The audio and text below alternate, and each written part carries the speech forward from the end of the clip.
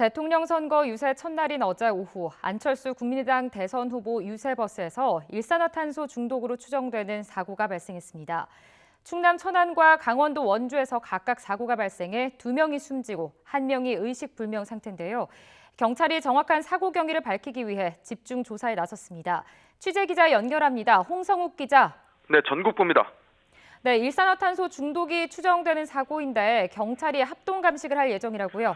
네, 그렇습니다. 경찰은 사고가 발생한 차량을 충남 천안 동남경찰서 주차장으로 옮겨와 조사하고 있습니다. 먼저 버스 내부에서 일산화탄소가 감지돼 오늘 전문가와 함께 버스에 남아있는 정확한 가스 수치를 조사할 예정인데요.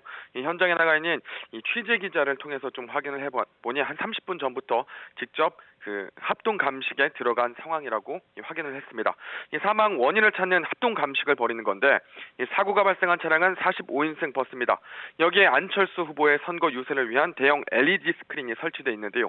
또 스크린을 작동하기 위한 자가 발전 장치를 차량 내부에 설치했습니다.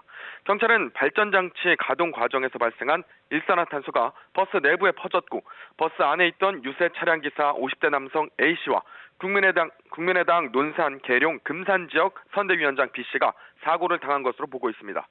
사고 당시 추이를 막기 위해 차량문은 모두 닫혀 있었던 것으로 알려졌습니다. 앞서 국민의당은 사고 직후 긴급 브리핑을 열고 스크린 설치 업체가 LED를 작동할 경우에는 일산화탄소 발생 가능성이 있으니 문을 열어놓고 가동해야 한다는 안전수칙을 사전에 공지한 것으로 들었다고 밝혔습니다. 경찰은 시신 부검을 통한 정확한 사망 경위를 조사하는 한편 LED 스크린과 자가발전 장치에 대한 안전관리 실태 등도 확인하고 있습니다.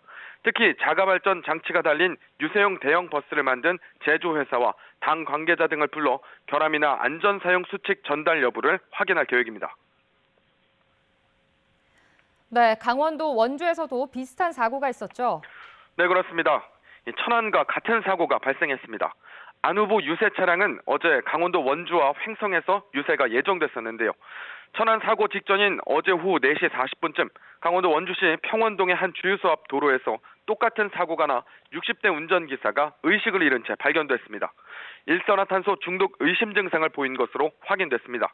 곧바로 119 구급대가 출동해 인근 병원으로 옮겼습니다. 해당 남성은 현재까지 의식이 없는 상태로 고압 산소 치료를 받는 것으로 확인됐습니다. 경찰은 강원 지역 사고 유세 버스 역시 정확한 사고 원인을 찾기 위해 정밀 조사를 할 계획입니다. 지금까지 전국부에서 YTN 홍성욱입니다.